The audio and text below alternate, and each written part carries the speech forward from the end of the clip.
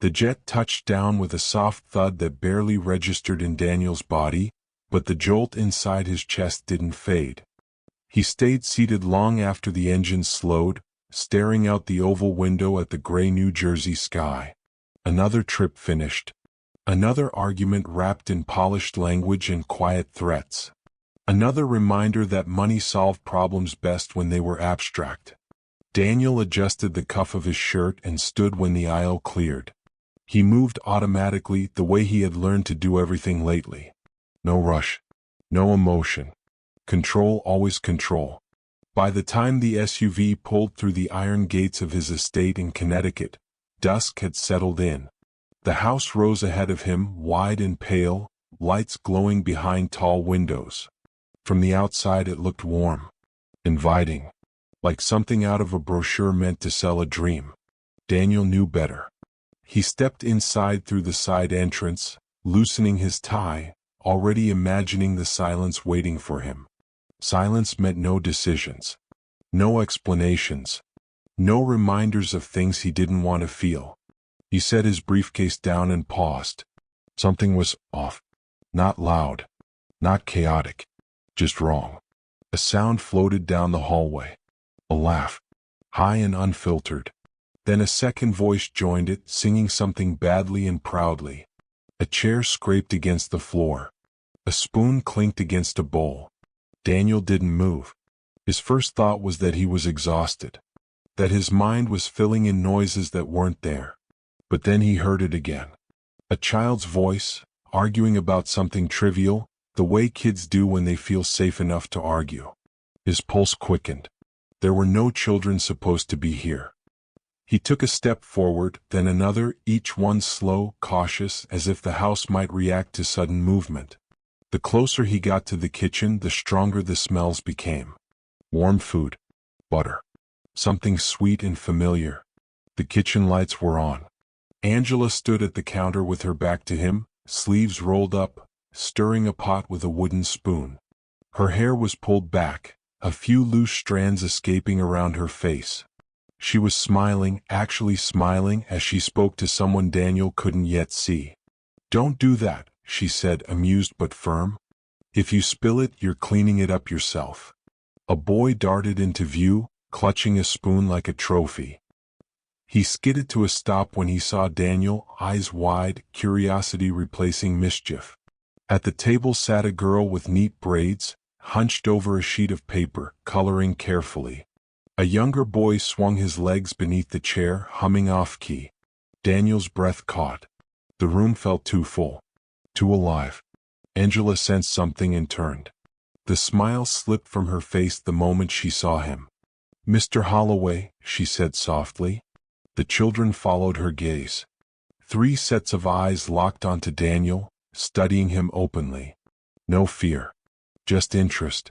Like he was a puzzle they hadn't decided how to solve yet. Daniel tried to speak. His throat refused. The boy at the table tilted his head. The angle was familiar.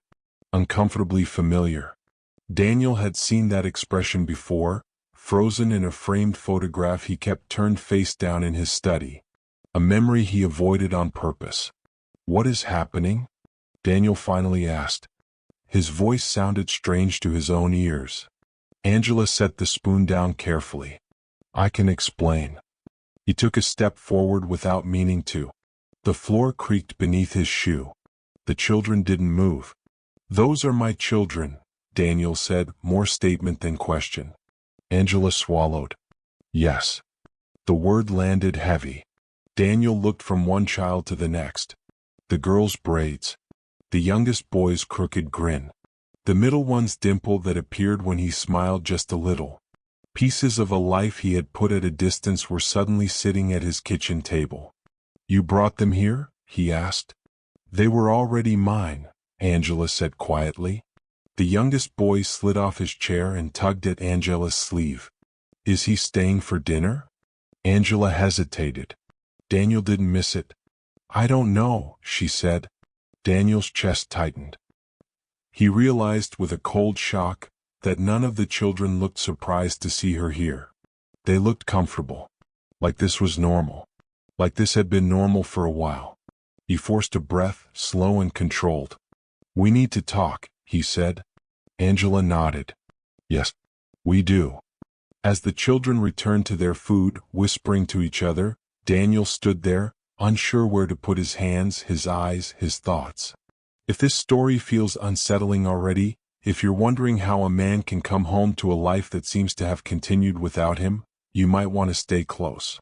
Some stories don't reveal their truth all at once. Daniel followed Angela out of the kitchen, unaware that the answers waiting for him would rearrange everything he thought he knew. The hallway felt narrower than Daniel remembered. The walls seemed closer, the air heavier, as if the house itself was pressing in on him. He followed Angela toward the sitting room, his footsteps muffled by the thick carpet. Behind them, the sounds of the kitchen returned, soft chatter, the scrape of a fork, a child laughing with his mouth full. That sound stayed with Daniel. It clung to him like a hum in his ears. They stopped near the doorway. Angela didn't sit. She stood with her hands folded in front of her, shoulders squared as if bracing for impact. Daniel remained standing too. The room was immaculate, untouched, like most of the house. Neutral colors. Clean lines. No sign that children had ever lived here, even though they once had. "How long?" Daniel asked slowly. "Have they been here?" Angela hesitated. Not long enough to feel safe answering honestly. "A few weeks." Daniel let out a breath that almost sounded like a laugh.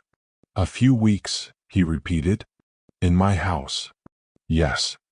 "You didn't think to tell me?" "I tried," Angela said. "More than once." He turned away from her and looked out the window. The lawn stretched endlessly, trimmed to perfection. He had paid a small fortune to keep it that way. Order was easier when it could be bought. "I get emails," he said. "Texts. Calls. I don't miss everything." Angela didn't raise her voice. She didn't need to. "You missed theirs." The words settled between them. Daniel clenched his jaw. "I sent them to a good school. The best." "You sent them away," Angela said. "There's a difference." He turned back to her. "You don't get to judge me." "I'm not," she replied. "I'm explaining." Silence stretched. Somewhere down the hall, one of the kids dropped something. There was a brief argument about whose fault it was, followed by laughter. The sound cut through Daniel sharper than any accusation. "They're supposed to be upstate," he said. "That's where they belong." Angela's expression softened, but her words didn't. "They belong with someone who shows up." Daniel's chest tightened. He moved to the fireplace and rested his hand on the cold stone. This room used to hold family gatherings. Holiday photos. Caroline's voice echoing when she laughed too loudly. After she died, he'd shut the room down emotionally, even if the furniture stayed. "You don't understand," he said quietly. "Everything fell apart after she." "I understand more than you think," Angela said. He glanced at her, surprised. "I watched you stop eating at the table," she continued. "I watched the kids wait by the door when they heard your car, only to leave disappointed when it wasn't you. I cleaned the rooms you stopped going into." Daniel looked away. "I wasn't trying to replace you," Angela said. "I was trying to keep them from feeling invisible." "Invisible?" His voice cracked despite himself. "They asked about you," she said. "At first every day. Then every week. Then less. That's what scared me most." Daniel swallowed hard. He had told himself the distance was temporary. Necessary. That he'd reconnect when things settled. Things never settled. "You should have told me," he said again, weaker this time. "I did," Angela replied. "You were always somewhere else." Another silence. Longer. He noticed her hands shaking now, just slightly. "You put me in an impossible position," Daniel said. Angela nodded. "I know. You crossed a line." "Yes. And yet," he added slowly, "they look happy." Angela didn't smile. "They look safer." That word lingered. From the hallway came the sound of footsteps. The girl with the braids appeared in the doorway, holding her coloring paper. She glanced at Angela, then at Daniel. "Is dinner almost done?" she asked. Angela crouched slightly. "Almost. Go wash your hands." The girl nodded and disappeared down the hall. Daniel watched her go. His throat felt tight. "They shouldn't be this comfortable with you," he said. Angela straightened. "They're children. Comfort isn't a strategy. It's a need." He had no answer for that. Daniel rubbed his temples, suddenly exhausted in a way sleep wouldn't fix. "This isn't over," he said. "No," Angela agreed. "It's not." As they stood there, the house holding its breath around them, Daniel felt the unsettling realization settle deeper. This wasn't a misunderstanding that could be corrected with a phone call or a check. Whatever had happened while he was gone had roots. And roots, once grown, were hard to pull out. Dinner finished quietly, but the tension lingered like heat trapped beneath a lid. Daniel barely tasted his food. He nodded when spoken to, forced a smile when one of the boys told a rambling story about a class project, and watched Angela move around the kitchen with practiced ease. She knew where everything was. She didn't hesitate, didn't ask permission. This wasn't a visit. This was routine. After the dishes were done and the kids were guided toward their rooms, Daniel stood alone at the kitchen counter, staring at a faint crayon mark on the wall. He didn't remember it being there. Or maybe it had always been there and he'd simply stopped seeing things like that. Angela returned a few minutes later, wiping her hands on a towel. "They're settling down," she said. "The youngest always wants one more story, but he'll fall asleep halfway through." Daniel nodded. They have a routine?" "Yes." "How long has that been the case?" Angela hesitated, then answered honestly. "Longer than you think." That answer bothered him more than if she'd given a number. He walked out of the kitchen and into the hallway, letting his fingers trail along the wall. Framed photos lined the corridor. Old ones. Birthday parties. A vacation by the lake. The last picture with Caroline in it sat slightly crooked, as if someone had almost taken it down and changed their mind. "They were supposed to come back for holidays," Daniel said quietly. "That was the plan." Angela leaned against the doorway. "Plans don't comfort children at night." He stopped walking. "You think I wanted this?" he asked, turning to face her. "You think it was easy sending them away?" "No," she said. "I think it was easier than staying." The words stung because they rang true. Daniel let out a slow breath. "You don't know what it was like after she died." Angela met his eyes. "You're right. I don't know what it was like to lose a wife. But I know what it's like to watch 3 kids lose both parents at once." Silence followed. Thick and heavy. A door creaked open down the hall. The middle child peeked out, rubbing his eyes. He froze when he saw Daniel. "Hey," Daniel said gently, unsure of himself. "Everything okay?" The boy nodded, then shook his head. Can you read tonight?" Daniel blinked. "Me?" The boy glanced toward Angela, uncertain. She said nothing. She didn't nod or shake her head. She let the moment exist. "I don't usually," Daniel started, then stopped. Yeah, I can try." The boy's face brightened just a little. He disappeared back into the room. Daniel stood there, heart racing, like he'd just agreed to something far bigger than a bedtime story. In the bedroom the light was dim. Toys were neatly arranged, not scattered. Another sign of structure Daniel hadn't provided. The boy climbed into bed and handed Daniel a book, already worn at the edges. "You know how to do the voices?" the boy asked. Daniel huffed softly. "I'm not great with voices." "That's okay," the boy said. "Angela isn't either." From the doorway, Angela raised an eyebrow but didn't interrupt. Daniel sat on the edge of the bed and opened the book. The words blurred at first. It had been years since he'd done this. His voice sounded strange and used, but the boy listened intently, eyes heavy. Halfway through the second page, Daniel felt something shift inside him. A quiet, unfamiliar warmth. Regret tangled with something else. Fear maybe. Or hope. He wasn't sure which scared him more. When the boy finally drifted off, Daniel closed the book gently and stood. Angela stepped aside to let him pass. "Thank you," she said softly. He nodded. "He asked me." "Yes," she replied. "They've started doing that again." "Again?" Daniel asked. Angela hesitated. "They used to ask all the time." Daniel's chest tightened. He walked back down the hallway alone, the weight of missed moments pressing in on him. As he reached the stairs, he noticed a stack of envelopes on the side table. Court documents, school letters, official seals. His name was on them. Daniel stared at the papers, a chill creeping up his spine. Whatever this situation was, it wasn't informal. It wasn't temporary in the way he'd hoped.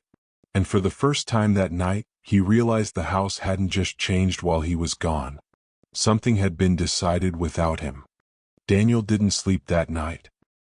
He lay on his back in the master bedroom, staring at the ceiling fan as it turned slowly above him. The room felt unfamiliar, despite the expensive furniture and the carefully chosen artwork. It had felt this way for years, but tonight the feeling had teeth. Down the hall, the house made small, ordinary sounds. Pipes shifting. A floorboard creaking. Once, faintly, a child coughed in their sleep. Daniel's chest tightened at the sound. It wasn't supposed to be there. And yet, somehow, it felt wrong to imagine the house without it now. At dawn, he gave up on sleep. He showered, dressed casually for once, and stepped into the hallway. The smell of coffee drifted toward him. Toast. Butter. Something warm and simple. Not the catered breakfast he usually ordered when guests were around. This smelled like routine. The kitchen was already alive. Angela stood at the stove, flipping something in a pan. One of the boys sat at the counter, feet dangling, swinging rhythmically. The girl with the braids was packing a backpack at the table, carefully checking items off a handwritten list. The youngest sat on the floor, lining up toy cars in a neat row. Nobody jumped when Daniel entered. "Morning," Angela said, glancing over her shoulder. "Morning," Daniel replied, unsure if he was allowed to say it. The boy at the counter looked up.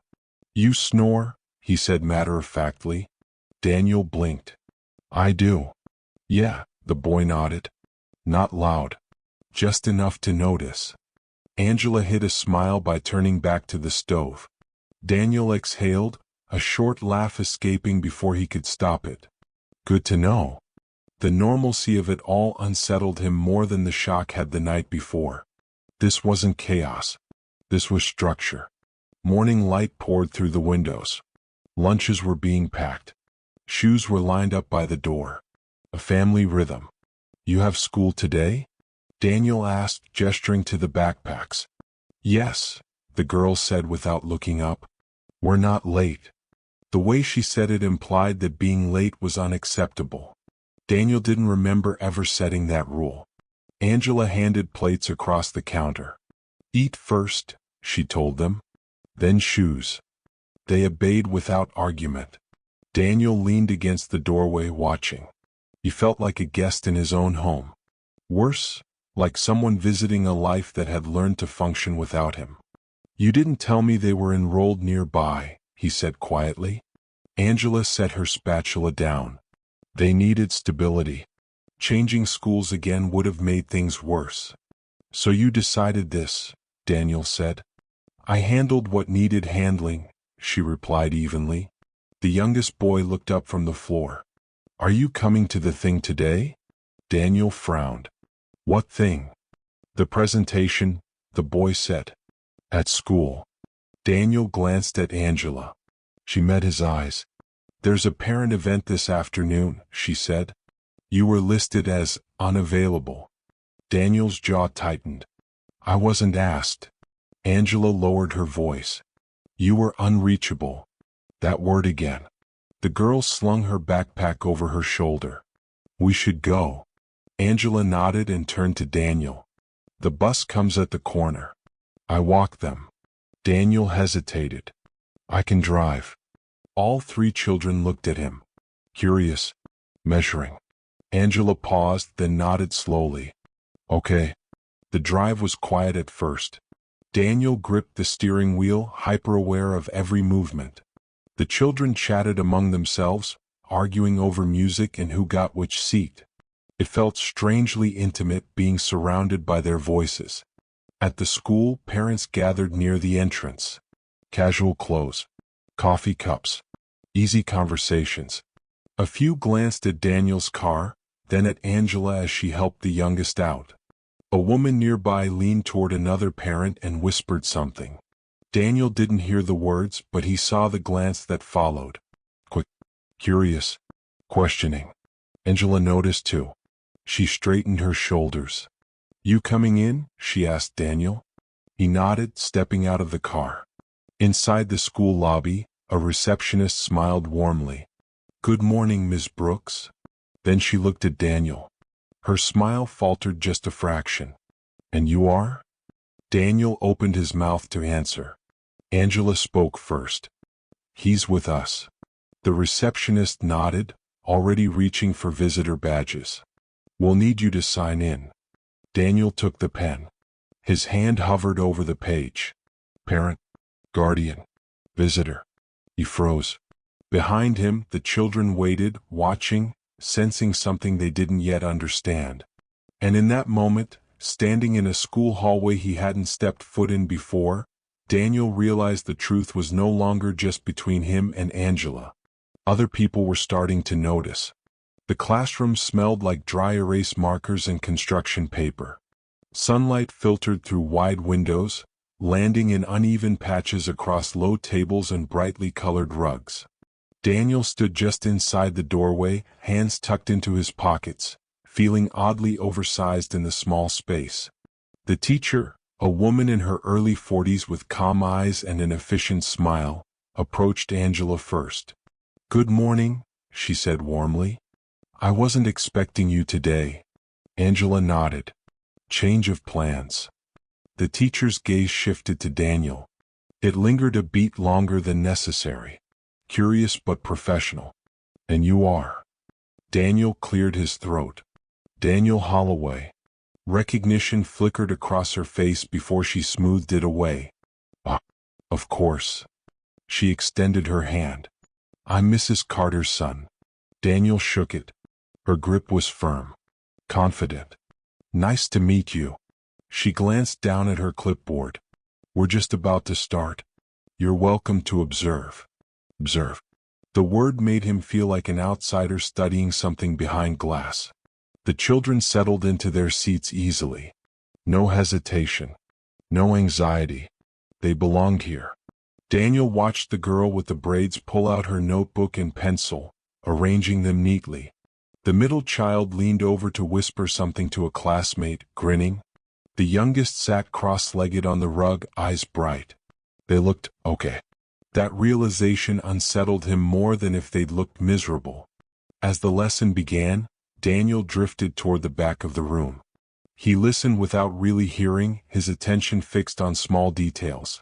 The way the middle child tapped his foot when he concentrated. The way the youngest raised his hand too high, arm fully extended, barely able to contain himself. Angela stood near the door, arms folded loosely, watching with a quiet pride she didn't try to hide. How long have they been here? Daniel murmured. Angela kept her eyes forward. Long enough to stop asking when they're leaving. That landed harder than he expected. The presentation began after lunch. Parents filled the chairs, some chatting easily, others scrolling on their phones. Daniel sat stiffly beside Angela, aware of sideways glances. A few parents recognized him. Most didn't. Either way he felt exposed. The middle child walked to the front with two classmates, holding a poster board covered in drawings and handwritten notes. His voice wavered at first, then steadied as he spoke. He explained their project with confidence, even humor, drawing laughter from the room. Daniel felt something twist in his chest. He had missed this. When the presentation ended, applause filled the room. The boy scanned the audience, eyes searching. When he spotted Daniel, his face lit up. Just for a second. Then he caught Angela's eye and smiled again. Daniel clapped harder than anyone. Afterward, parents mingled. Compliments were exchanged. Schedules discussed. Daniel hovered awkwardly until Mrs. Carterson approached again. "They're doing well," she said. "All three of them." Daniel nodded. "I can see that." She hesitated, then lowered her voice. "Miss Brooks has been very involved. Attentive. Consistent." Daniel glanced at Angela across the room, laughing quietly with another parent. "Yes," he said. "She has." "There were some concerns earlier in the year," the teacher added. "But things stabilized quickly once." She stopped herself. "Once routines were established." Daniel understood what she didn't say. "And I'm listed as?" he asked. Mrs. Carterson checked her clipboard. "Emergency contact. Secondary." Secondary. The word echoed. On the drive home, the kids talked excitedly, replaying moments from the day. Daniel listened, nodding, smiling when appropriate. But his mind was elsewhere, replaying the teacher's words. Involved. Consistent. Stabilized. All things he hadn't been. At home, the children scattered toward homework and snacks. Daniel followed Angela into the kitchen. "You're listed as primary," he said quietly. Angela didn't deny it. "Someone had to be." "You didn't think to tell me?" "I thought you knew," she said. "You signed the forms." "I sign a lot of things," Daniel snapped, then immediately regretted his tone. Angela met his eyes. "That's the problem." Silence fell between them. "There's more," Angela said finally. Daniel felt his stomach drop. "More?" She reached into her bag and pulled out a folded document. "This arrived last week." Daniel unfolded it slowly. At the top, in bold letters, was the seal of the family court.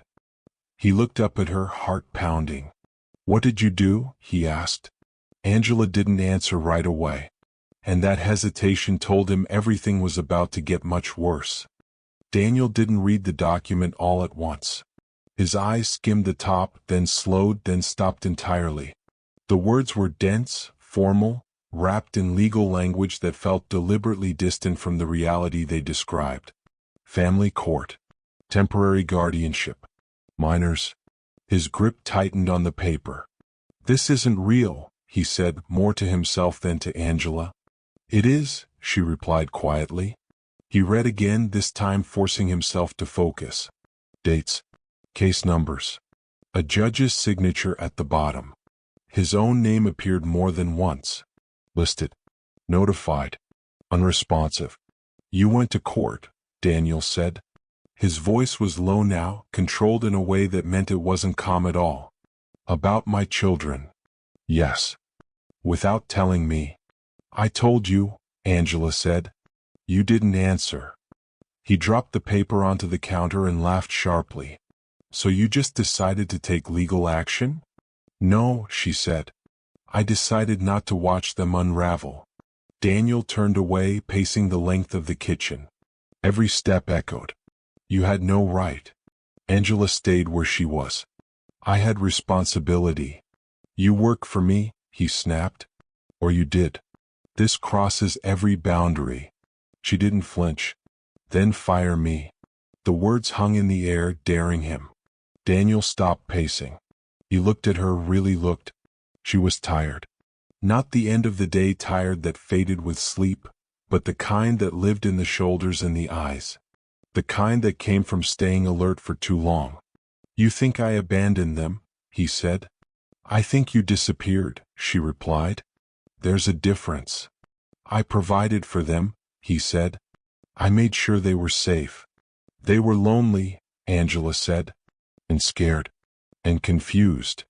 He rubbed his face with both hands. "You don't understand the pressure I was under." Angela's voice softened but didn't bend. "You don't understand the silence they lived in." From the hallway came the sound of a door opening. Then small footsteps. The youngest boy appeared, clutching a stuffed animal, thumb hovering near his mouth. He froze when he saw Daniel's face. "Sorry," the boy whispered. "I couldn't sleep." Daniel swallowed. It's okay, he said, kneeling slightly. What's wrong? The boy glanced at Angela, then back at Daniel. Are we in trouble? The question cut deeper than any accusation. Angela crossed the room and crouched beside him. No, she said gently. You're not in trouble. Daniel nodded, forcing his voice steady. No one's in trouble. The boy studied them for a moment, then nodded and padded back down the hall. When he was gone, the kitchen felt colder. You see, Angela said quietly. That's what they carry. Even when things seem calm.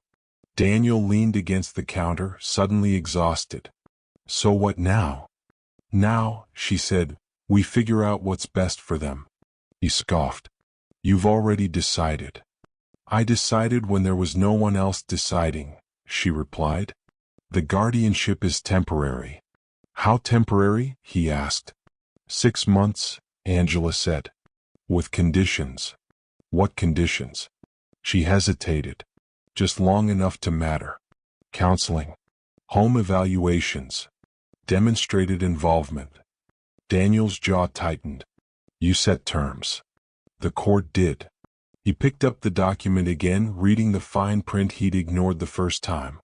Supervised reintegration. Review hearings. Recommendations based on consistency. You planned this, he said. I responded to a crisis, Angela said. I didn't plan for you to be unreachable. Daniel let out a long breath. You should have trusted me. I trusted you for years, she replied. I watched. I waited. Silence stretched between them, thick with things unsaid. There's something else, Angela said finally. His stomach sank. What now? She reached for another envelope, this one thinner. Older. Worn at the edges. She didn't hand it to him right away. There are things you never asked about, she said. And things I didn't force you to see. Daniel met her eyes.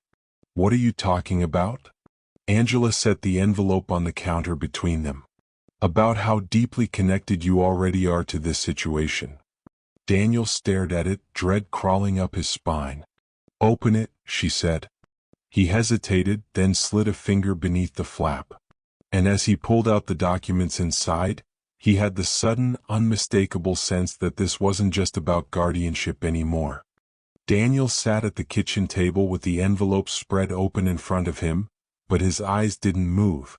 The paper felt heavier than it should have. Handled too many times. Angela didn't sit across from him. She leaned against the counter, arms folded as if distance might soften what came next. This isn't what you think, she said quietly. Daniel let out a breath that sounded almost like a scoff. That's usually not a good sign. She didn't respond to that. Instead, she spoke slowly, carefully, as if choosing the wrong word might cause something to collapse. I need you to understand how long this has been building, she said. Not just the court part. Everything. He glanced down at the papers again. Dates jumped out at him. Years ago. Earlier than he'd expected. You've been planning this for a long time, he said. No, Angela replied. I've been watching for a long time. She pushed off the counter and moved toward the window, looking out at the lawn. Her reflection hovered faintly in the glass. When I first started working here, she began, this house was loud. Messy. Lived in. Caroline used to apologize for the noise every time I came in, like joy was something to clean up after. Daniel closed his eyes briefly. He could hear Caroline's laugh in his head, bright and unapologetic. She loved the kids fiercely, Angela continued, but she worried about you, about how much you worked, how often you weren't really here even when you were. Daniel shifted in his chair. She tried, Angela said. She really did. She asked you to slow down, to notice the small things, the kids' questions, their moods, the way they watched you leave. That's not fair, Daniel muttered. I'm not blaming you, Angela said. I'm telling you what I saw. She turned back to him. After she died, everything changed overnight. You stopped eating with them. Stopped going to school events. You locked yourself in your office and told everyone you were handling things. Daniel's jaw tightened. The kids started hovering, Angela said. They'd sit on the stairs just to hear your voice through the door. They'd ask me if you were mad at them. That's not. They were children, Angela said firmly. They didn't understand grief. They understood absence. Daniel rubbed his hands together, restless. So you stepped in. I didn't step in, she said. I stayed. She described mornings when the kids refused to get dressed until Angela promised she'd still be there after school. Nights when one of them would wake up crying and wander the halls because they didn't want to sleep alone. Small moments. Accumulated weight. I told myself it wasn't my place, Angela said. Over and over again. But someone had to be present. Daniel stared at the table. He remembered coming home late and finding the house quiet, assuming everyone was asleep. He hadn't questioned how they got there. Then came the day at the playground, Angela said. Daniel stiffened. The youngest wandered off, she continued. The school called. Panic everywhere. You were shouting into your phone in the study, pacing like the walls were closing in. He remembered that day vividly. The fear, the anger, the shame. That night, Angela said, you made a decision. Daniel looked up. I did what I thought was best. You made a decision without asking them, she said. Or explaining. She described the morning the kids were told they were leaving. How the middle one had tried to be brave. How the girl cried silently, holding onto her backpack straps like anchors. How the youngest begged to stay just one more night. They asked for you, Angela said softly. You didn't come down. Daniel swallowed hard. I couldn't. I know, she replied. But they didn't. The room felt smaller with every word. At first, Angela went on, you called, sent gifts, promised visits. Then the calls slowed. Then stopped. Daniel shook his head. I was busy. They were waiting, Angela said. She walked back to the table and tapped one of the documents lightly. By the time the school contacted me again, the damage was already there. Nightmares. Acting out. Withdrawal. Daniel's chest tightened. You could have told me then. I tried, Angela said. You didn't hear me. He leaned back in his chair, staring at the ceiling. So this is your justification. This is context, she said. There's a difference. Daniel looked back down at the envelope. His name stared up at him again, printed cleanly, officially. You're saying this didn't start with court papers, he said slowly. It started years ago. Angela met his gaze. Yes. Silence settled between them, thick and heavy. Somewhere in the house, a door creaked softly. A child shifted in their sleep. Daniel felt something press against his chest, a truth he'd avoided naming. If Angela was right, if this had been unfolding for years, then the moment he walked into that kitchen wasn't the beginning of the story at all. It was the moment he finally arrived late. The memory of that morning came back to Daniel in fragments, like scenes spliced together out of order. Angela's words had opened a door he'd kept bolted shut, and now everything he'd avoided began to spill through. It had been raining the day he sent them away. A thin, relentless rain that soaked into the driveway and turned the sky the color of old steel. Daniel remembered standing at the window of his study, phone pressed to his ear, nodding as someone on the other end talked about schedules and arrangements. Boarding school brochures lay open on his desk, glossy photos promising structure, safety, excellence. Control. That was the word that had sold him. Downstairs, the house had been too quiet. The kind of quiet that came from people trying not to make things worse. Angela's voice pulled him back to the present. You didn't come down that morning? Daniel closed his eyes. He could see it now. The children had been lined up near the front door, coats on, bags packed. The girl stood stiff and silent, chin lifted in a way that mimicked bravery. The middle one fidgeted, asking too many questions, trying to keep the moment from happening by talking it to death. The youngest clung to his backpack straps, knuckles white. "Is Dad coming?" he'd asked. Angela had looked toward the stairs, toward the closed study door. "I'm sure he's busy," she'd said gently. Daniel hadn't corrected her. "I told myself it would be easier if I didn't," Daniel said now, his voice rough. "I thought, if I said goodbye, I might not go through with it." Angela nodded. "And if you didn't say goodbye, they'd understand?" He flinched.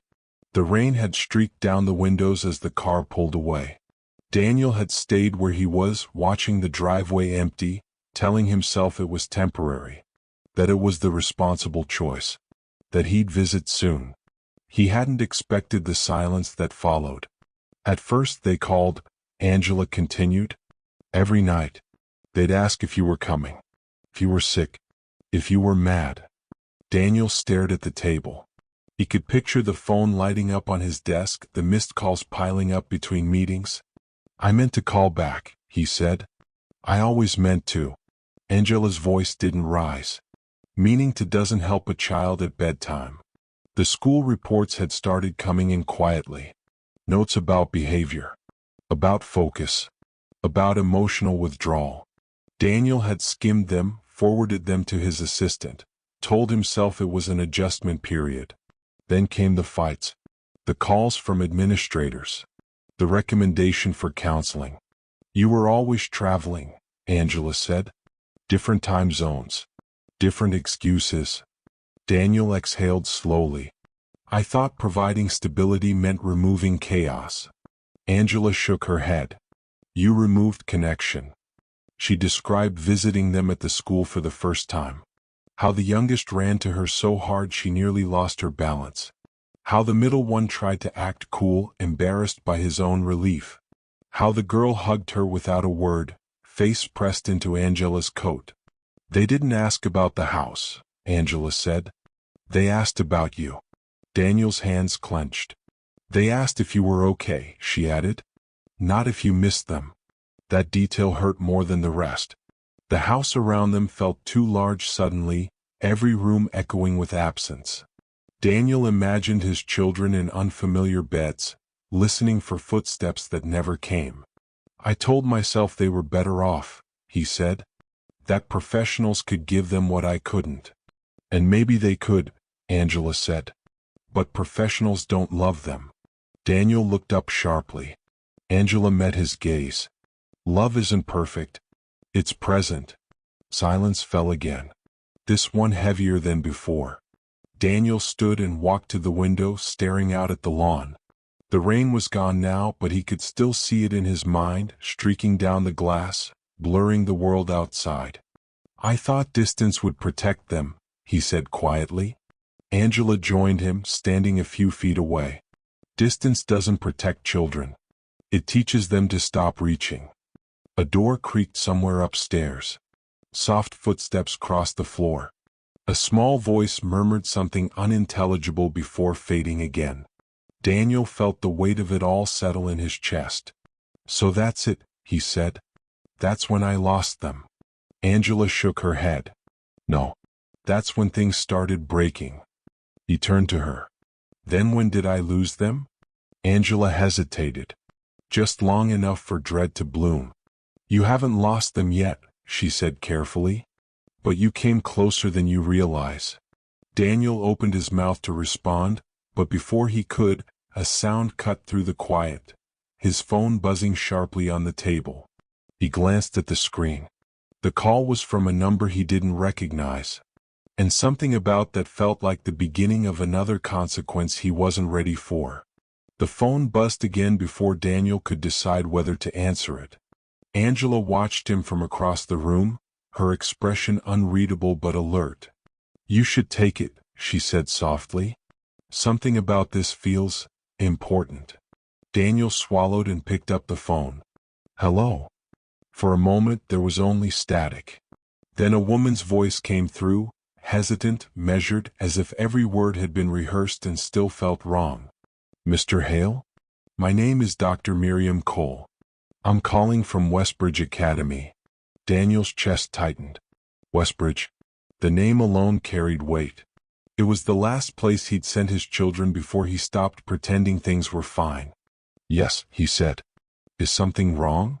There was a pause on the other end. Not the kind that came from bad reception, but the kind that came from someone choosing how much truth to release at once. I'm calling about your daughter, Dr. Cole said. Elena. Angela's hand flew to her mouth. Daniel felt the room tilt. What happened? She's physically safe, the doctor said quickly. But there's been an incident. We felt it was necessary to contact you directly. Daniel pressed the phone tighter to his ear. What kind of incident? She ran. The word hit him harder than any accusation. Ran? He repeated. Yes. Last night. She climbed out of her dormitory window after lights out. Security found her at the edge of campus near the service road. She wasn't trying to leave the grounds entirely. She was just sitting there. Doing what? Daniel asked, his voice barely holding together. Waiting, Dr. Cole said. The silence that followed was thick and unforgiving. She told the counselor she was waiting for you, the doctor continued. She said you'd come eventually.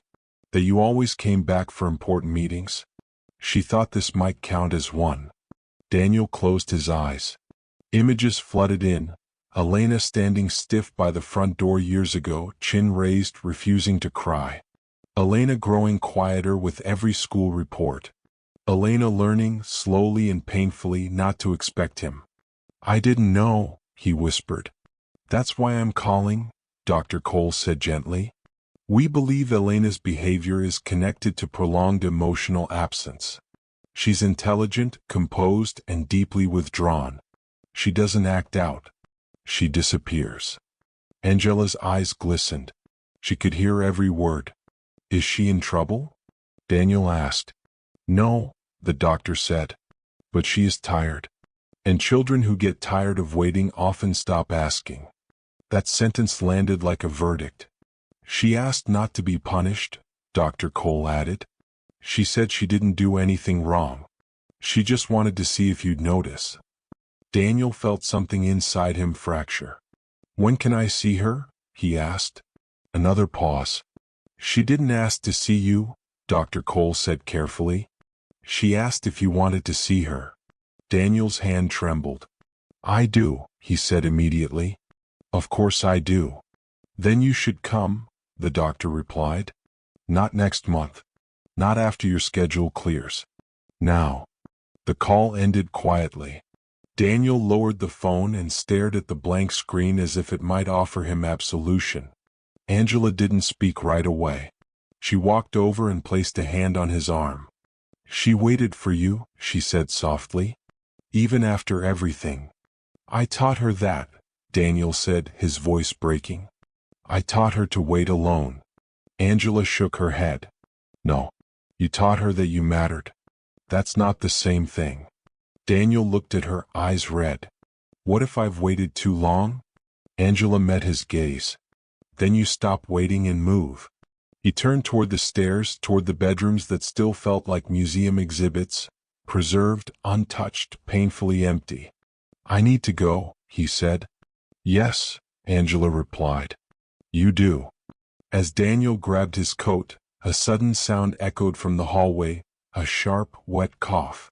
Then another. They both froze. That's not Elena, Daniel said automatically. She's not home. Angela was already moving. No, she said slowly. But it sounds like your youngest. Daniel's heart skipped. He's supposed to be at school. The cough came again, weaker this time. They rushed toward the guest room at the end of the hall. The door was half open. And inside, curled beneath a thin blanket, burning with fever, was a boy who should not have been there at all. Daniel stopped short. His breath caught in his throat. Because the child looked up at him with glassy eyes and whispered a single sentence that made everything else disappear. Dad, did I come home too late? Daniel dropped to his knees before his mind could catch up with his body. Hey, he said, too fast, too loud. He forced his voice down, smoothed it the way he used to when the kids were small. Hey, you're okay. You're home. The boy's eyelids fluttered. His skin was flushed, almost shiny with heat. When Daniel pressed the back of his hand to the child's forehead, it felt like touching a radiator. "You're burning up," Angela said, already reaching for the lamp and turning it on. The soft yellow light filled the room and revealed what Daniel had missed at first glance. The boy's lips were cracked. His school uniform was wrinkled, damp with sweat. A half-full glass of water sat untouched on the nightstand. "How long has he been like this?" Daniel asked. Angela shook her head. "I didn't know he was here." Daniel swallowed. "Neither did I." "What's your name, buddy?" he asked gently, even though the question twisted something sharp in his chest. The boy frowned, confused. "You forgot." The word landed quietly and did more damage than any shout could have. "No," Daniel said quickly. Tell me anyway." "Lucas," the boy whispered. Daniel's breath stuttered. He remembered that name. Of course he did. He remembered choosing it. He remembered holding a tiny, furious baby who refused to sleep unless Daniel walked the hallway for hours. "Lucas," he repeated, softer now. "You didn't come home too late." Lucas blinked, his gaze unfocused. "I missed the bus," he said. "They called you." "Mom." "Nobody came." Angela looked up sharply. "Who called?" "The nurse," Lucas murmured. "I threw up in class. They said I had a fever." Daniel closed his eyes. "I waited," Lucas continued. "But they said school was closing. So I walked." "Walked where?" Daniel asked, dread creeping into his voice. "Home," Lucas said like it was obvious. I remembered the way. The distance hit Daniel all at once. Miles of city streets. Traffic. A sick child navigating a world that did not slow down for him. "You shouldn't have had to do that," Daniel said. Lucas's eyes filled with tears, but they didn't spill. "I didn't want to bother anyone." Angela turned away, pressing a hand to her mouth. "I'm calling the doctor," she said. "No," Lucas said weakly, panic flashing across his face. "Please. Don't make it a big thing." Daniel leaned closer. "Why not?" Lucas hesitated. His fingers tightened in the blanket. "Because when things are big, people get mad. Or they leave." Daniel felt something collapse inside him. "I'm not mad," he said. "And I'm not leaving." Lucas studied his face, searching for cracks. "You say that a lot." Daniel had no defense. Only regret. Angela returned with a thermometer and a cool cloth. "You're at 103, she said quietly to Daniel. "We can't wait." Daniel nodded. "I'll take him." As he lifted Lucas gently into his arms, the boy groaned but didn't protest. He leaned into Daniel's chest, light as a bundle of coats. "Hey," Daniel whispered. "You did the right thing coming home." Lucas's voice was barely there. "Did you see Elena yet?" Daniel stiffened. "Why do you ask?" "She said if I got sick you'd come," Lucas said. "She said you always show up when something's wrong." Daniel's throat tightened. "Did she say that?" Lucas nodded. "She said you're not bad. You're just busy. But busy people still care." Angela caught Daniel's eye. The weight of that sentence hung between them. As they moved toward the door, Daniel felt the familiar vibration of his phone in his pocket. He ignored it. Outside the air was cold and sharp. Daniel buckled Lucas into the car seat with shaking hands. "I'm here," he said again as if repetition could make it true. At the hospital, the fluorescent lights hummed overhead. A nurse took one look at Lucas and hurried them into an exam room. "Any medical conditions?" she asked. Daniel opened his mouth then stopped. "I don't know," he admitted. The nurse's pen paused. She glanced up at him, her expression changing, subtle, professional, but unmistakable. "You don't know?" she repeated. "I've been away," Daniel said. She nodded once and wrote something down. "We'll take care of him." As the nurse left, Angela leaned against the wall, arms crossed tightly. "Daniel," she said carefully, "there's something else." He turned to her. "The school didn't call you," she said. I checked the voicemail system earlier for something unrelated. There was nothing. Daniel frowned. Then who did? Angela hesitated. Lucas said they called his mother too. Daniel felt a chill run through him. She hasn't had custody in over a year, Angela said. She's not even listed as an emergency contact. Daniel stared at the closed exam room door. If the school didn't call, he said slowly, and his mother shouldn't have been contacted. The door opened. A doctor stepped out holding a chart. Mr. Hale? She asked. Yes, Daniel said. She studied his face. We need to talk. About how your son got here. Daniel's phone buzzed again. This time he looked. A known number. And beneath it, a single voicemail notification that had been time-stamped 3 hours earlier. His blood ran cold. Because the message was already marked as listened to.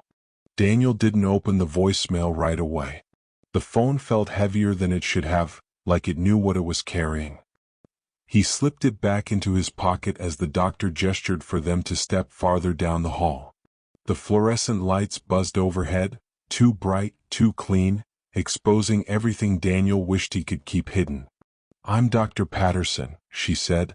Her voice was calm, practiced. Lucas is stable for now.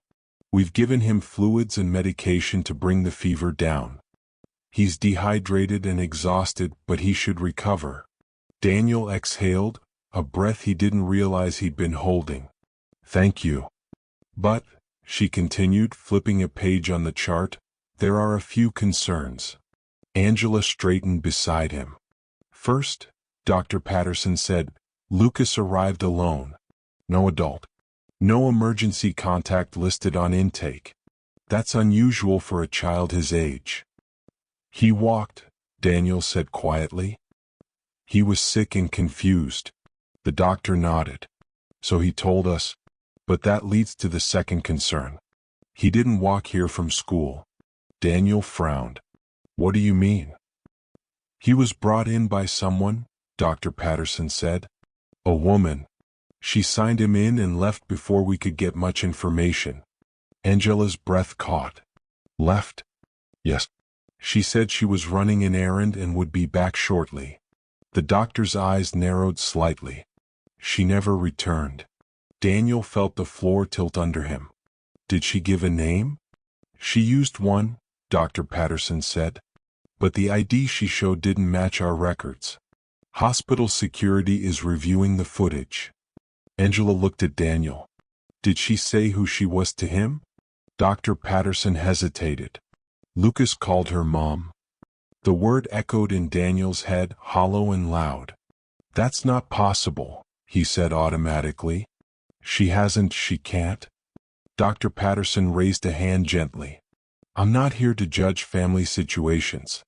But when a child is brought in by someone who leaves without authorization, we're required to document it. Did she hurt him? Angela asked. No, the doctor said. There were no signs of physical harm. If anything, she seemed attentive, concerned. Daniel pictured the woman he used to know. The way concern always arrived late, like an afterthought. The way chaos followed her even when she meant well. Can we see him? Daniel asked. Yes, Dr. Patterson said. But briefly. He's resting. They walked back down the corridor in silence. Daniel's thoughts raced ahead, tripping over each other. If she was here, if she brought Lucas, then what else had she touched? What had she said? Inside the room, Lucas lay propped against white pillows, color slowly returning to his cheeks. His eyes opened when Daniel stepped closer. Hey, Daniel said softly. How do you feel? Less hot, Lucas said. His voice was scratchy but stronger. Daniel smiled, relieved despite everything. That's good. Lucas glanced past him toward the door. She said you'd come. Daniel stiffened. Who did? My mom, Lucas said. She said you always do when it matters. Angela turned away, pretending to adjust the curtain. Daniel pulled a chair close and Saturday. When did you see her? Lucas thought for a moment. After school. I was sitting on the steps because my head hurt. She just showed up. Did she say why? Daniel asked. Lucas shook his head. She said she missed me. Daniel nodded slowly. What else? She said I shouldn't tell anyone, Lucas added. Not yet. That it would just make things messy. Daniel's jaw tightened. Did she say anything about me? Lucas hesitated. She said you wouldn't understand. That you'd be angry. Daniel forced his voice to stay steady. And what do you think? Lucas looked at him, eyes searching. You don't look angry. Just scared. The honesty stung. I am scared, Daniel admitted. But not of you. Lucas reached out weakly and grabbed Daniel's sleeve. She cried, he said. I've never seen her cry before. Daniel closed his eyes for a second. Did she give you anything? He asked. Lucas nodded and reached under the blanket. He pulled out a folded piece of paper, edges crumpled from being held too tightly. She said to give this to you, Lucas whispered. When the time was right. Daniel took the paper with shaking hands. Before he could open it, a security officer appeared at the door. Mr. Hale, he said quietly, we need to speak with you. Now. Daniel looked down at the folded note in his hand, then back at his son. And in that moment he knew whatever was written there was not an apology. It was a warning. The security office smelled faintly of burnt coffee and disinfectant. A narrow room. One metal desk. 2 chairs on one side, one on the other. Daniel sat alone, the folded note still clenched in his fist, while the officer closed the door behind them. I'm Officer Reynolds, the man said, settling across from him. His tone was neutral, careful. This won't take long. Daniel nodded but said nothing. Reynolds slid a tablet across the desk. The screen showed a paused video feed. Grainy. Overhead angle. Hospital entrance. We pulled footage from this afternoon, Reynolds said. This is the woman who brought Lucas in. He tapped the screen. Daniel leaned forward. The image sharpened as the video played. A woman entered through the sliding doors, one arm wrapped tightly around a small figure. Lucas. His head lolled against her shoulder. She paused at the intake desk, leaned in to speak, then signed something quickly. Daniel's chest tightened. The woman's face turned slightly toward the camera. Not fully. Just enough. It was her. Time collapsed inward. Old arguments. Slammed doors. Promises made in whispered tones and broken by morning. Daniel hadn't seen her in over a year, not since the court order, not since the judge's voice turned final. That's her, Daniel said hoarsely. Reynolds nodded. She left the building 4 minutes later. Exited through the south doors. No vehicle on camera. She knew how long she had, Daniel murmured. What was that? Reynolds asked. Nothing. Reynolds studied him. Mr. Hale, I need to ask you something directly. Is this woman legally allowed to have contact with your son? Daniel swallowed. No. The words sat between them, heavy and unavoidable. Was there ever a restraining order? Reynolds asked. Yes, Daniel said. Temporary. Then supervised visits only. Then, none at all. Why? Daniel looked down at his hands. Instability. Missed court dates. Disappearing for weeks at a time. She wasn't safe. Reynolds nodded slowly. Did she know where your son's school was? She used to, Daniel said. But we moved. New district. Reynolds frowned. Then how did she find him? Daniel didn't answer. Because he didn't know. Reynolds leaned back. Here's the issue. She used a false ID to sign him in. That alone is a problem. But more concerning is the fact that she instructed staff she'd return and didn't. That could qualify as abandonment. Daniel's jaw tightened. She didn't abandon him. She wanted me to find him. Reynolds raised an eyebrow. How do you know that? Daniel held up the folded note. She left this. Reynolds gestured. May I? Daniel hesitated, then slowly unfolded the paper and slid it across the desk. It was written in a familiar slanted handwriting. Rush. Pressed too hard in places as if the pen had been shaking. Daniel. Before you read this and decide I'm the villain again, listen. I didn't come back to take him.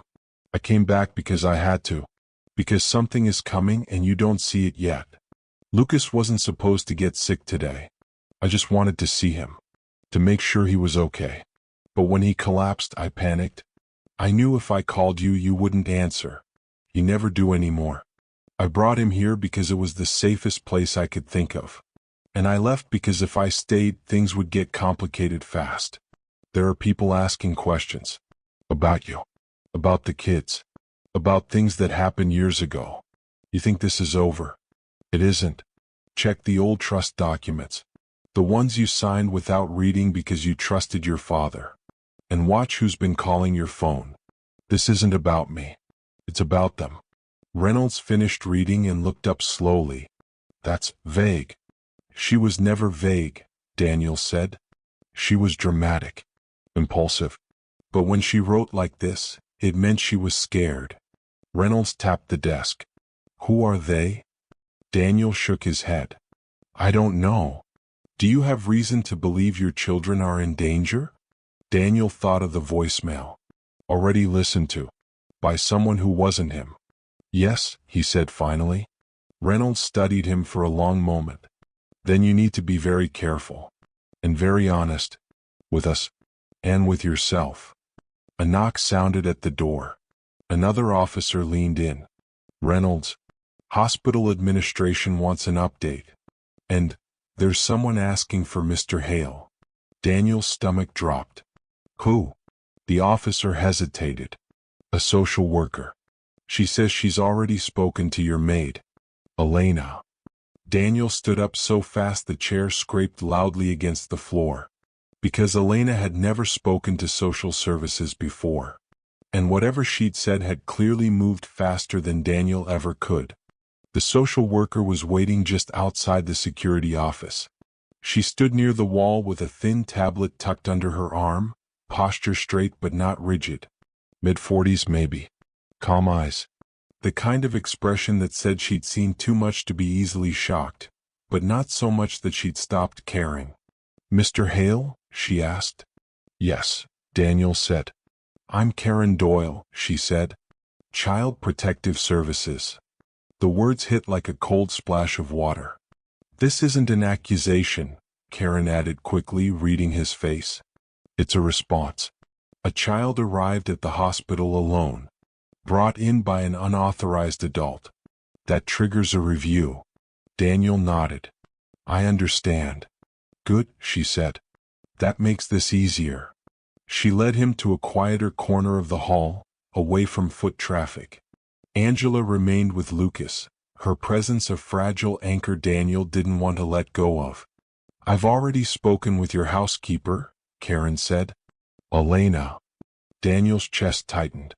What did she say? Karen glanced down at her tablet. She said your children have been spending more time with her than with you. She said they often eat dinner in the kitchen with her because you work late. She said they call her when they're scared at night.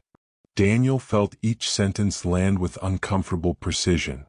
She also said, Karen continued, that today wasn't the first time a child didn't come home on time. That there have been missed pickups before. Daniel rubbed a hand over his face. Not like this. Karen nodded. I believe you. He looked up, surprised. Here's the thing, she said. Neglect doesn't always look like what people imagine. Sometimes it looks like money. Like good schools. Like clean clothes and empty chairs at dinner. Daniel swallowed hard. I'm not saying you're a bad father, Karen said. I'm saying you're a busy one. And right now, busy has consequences. What happens now? Daniel asked. Karen hesitated. Right now we observe. We document. We make sure Lucas is safe. And we ask some uncomfortable questions. About me, Daniel said. Yes, she said gently. About everyone. Daniel nodded slowly. You said Elena talked to you. Yes. Did she say anything else? Karen studied him for a moment. She said something that stuck with me. Daniel waited. She said your children are polite, well-behaved, and deeply anxious about disappointing you. Daniel closed his eyes. Mr. Hale, Karen said, lowering her voice, has anyone threatened you recently? Blackmail. Legal pressure. Old disputes resurfacing? Daniel thought of the note. The trust documents. His father. Yes, he said quietly. Or at least, I think someone is trying to. Karen's expression sharpened. From where? Daniel hesitated. My father's estate. Karen's eyebrows lifted. That's a complicated place to start. It always was, Daniel said. Karen nodded. Then I'll be blunt. If there's instability coming, legal, financial, emotional, it will affect your children. CPS doesn't wait for things to break completely. We intervene early. Daniel straightened. Are you saying you're taking them? No, Karen said quickly. Not now. But I am saying that your support system matters. Who's in the house? Who shows up consistently? Daniel thought of Elena. Thought of the scene he'd walked into. His children clustered around her like gravity had finally chosen a direction. I understand, he said. Karen tapped her tablet. There's one more thing. Daniel braced himself. Elena mentioned, Karen said carefully, that your former partner contacted her. Daniel's breath caught. When? Last week, Karen said. She asked about the kids. About routines. About you. Daniel's mind raced. Did Elena tell her anything? No, Karen said. She said she refused. She also said she felt uneasy afterward. Like she'd been tested. Daniel exhaled slowly. That sounds like her. Karen tilted her head. You don't sound surprised. I am, Daniel said. Just not shocked. Karen's phone buzzed. She glanced at it, then back at Daniel. Hospital security has confirmed the woman left on foot and wasn't picked up nearby. She didn't want to be followed. Daniel nodded. She never does. Karen met his eyes. Mr. Hale, if your former partner is back in the picture, and if there are people tied to your father's estate asking questions, you may be dealing with more than one problem at once. Daniel let that sink in. What do you recommend? He asked. Karen didn't answer immediately. I recommend, she said finally, that you stop assuming money and walls can protect your children. A nurse approached them. Mr. Hale? Your son is asking for you. Daniel's chest tightened. Karen stepped back. We'll continue this conversation soon. For now, go to him. As Daniel walked toward Lucas's room, his phone vibrated again. Another call from the same unknown number. This time it left a voicemail. And this time, Daniel knew exactly who it was from. Because the message preview contained only 4 words. You should have listened. Daniel didn't listen to the voicemail right away. He stood outside Lucas's room, phone vibrating softly in his palm as if it were breathing. He slid it into his pocket and pushed the door open instead. Lucas was awake, sitting up slightly, color back in his face but eyes still dulled by exhaustion. Angela sat beside him, reading something on her phone, though she wasn't really reading. She looked up the moment Daniel entered. There you are, Lucas said. His voice was steadier now. I'm here, Daniel said, forcing a smile as he crossed the room. How are you feeling? Like I ran a marathon with the flu, Lucas said. Angela let out a small, surprised laugh before catching herself. Lucas smiled faintly. It was the first light moment all night, and it made Daniel's chest ache. Doctor says you'll stay overnight, Angela said. Just to be safe. Daniel nodded. I'll stay too. Lucas's shoulders relaxed at that. Can you sit? Lucas asked, patting the edge of the bed. Daniel pulled the chair closer and sat, close enough that their knees touched. Lucas watched his face closely like he was memorizing it. Did you talk to her? Lucas asked. Daniel stiffened. Who? My mom. Daniel took a breath. Not today. Lucas nodded slowly. She said you'd be confused. that you wouldn't know who to trust. Daniel studied him. Did she say that about me before? Lucas shrugged. Sometimes. And what do you think? Daniel asked. Lucas looked down at his hands. I think you're both bad at talking. Angela stood. I'll grab some water, she said quietly, giving Daniel a look that said she knew he needed a moment alone. When the door closed, Lucas leaned closer. She said Grandpa knew. Daniel's stomach tightened. Knew what? About the papers, Lucas said. The ones you signed. Daniel's breath caught. She told you that? Lucas nodded. She said Grandpa made rules. That even you didn't know all of them. Daniel squeezed his eyes shut for a moment. His father had always done things in layers. Trust inside trust.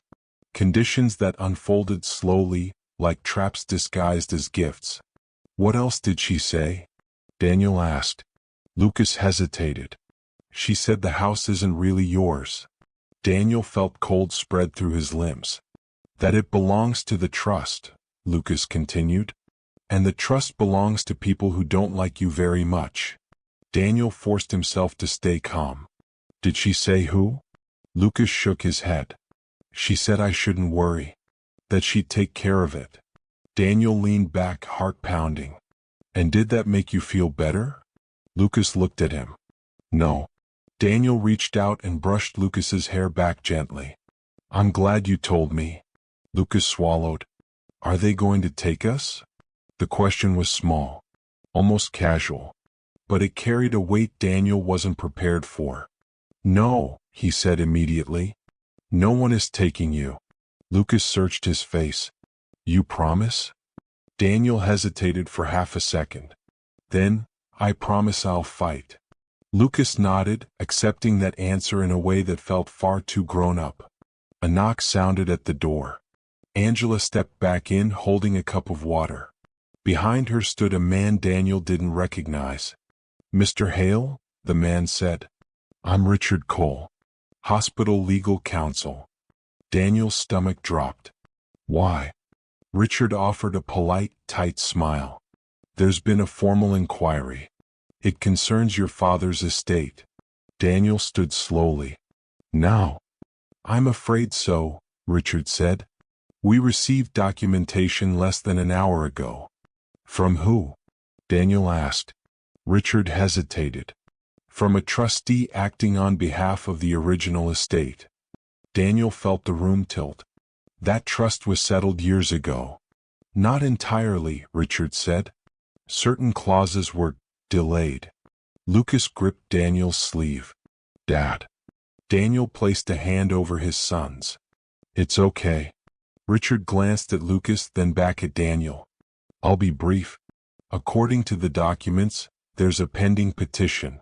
It challenges your fitness as sole guardian. The words landed hard. On what grounds? Daniel asked. Richard's expression softened slightly. Neglect, absence, and alleged instability in the household. Daniel laughed once, sharp and humorless. Filed by who? Richard took a breath. Your former partner is listed as a cooperating witness. Silence filled the room. Angela stared at Daniel. Lucas's fingers tightened in his sleeve. And, Richard added, almost reluctantly, the trust includes a provision. If the court finds cause, temporary guardianship could be transferred.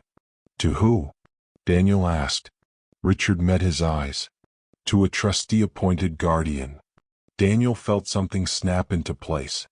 This wasn't a coincidence. It was a plan. And it had been unfolding long before he walked through his front door and found his children clinging to the woman he thought was just the maid. His phone vibrated again in his pocket. This time he didn't ignore it. He already knew. Because whatever his former partner had started, she wasn't the one pulling the strings. Daniel didn't answer the call. He silenced the phone and slipped it into his pocket, then turned back to the room. Lucas was watching him too closely, the way children do when they sense the ground shifting under their feet. Is something wrong? Lucas asked. Daniel knelt so they were eye level. There are some adults arguing about paperwork, he said carefully. None of it is your job to worry about. Lucas nodded, but his fingers still curled into the blanket. You say that when it's bad. Daniel almost smiled. Almost. I'll be back soon, he said, brushing Lucas's cheek. Angela's here. You're safe.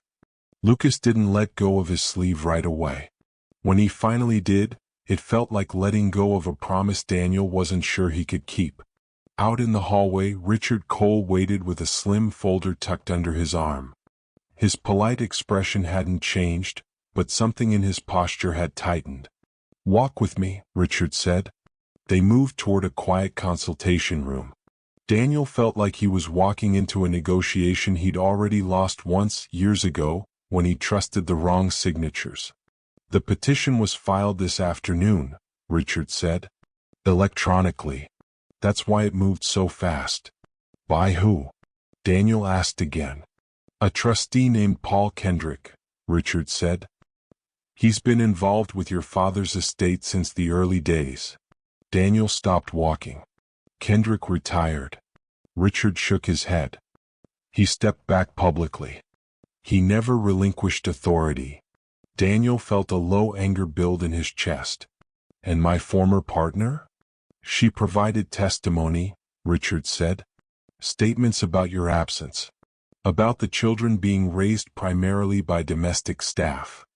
Daniel exhaled sharply. Elena. Yes, Richard said. Her name appears multiple times.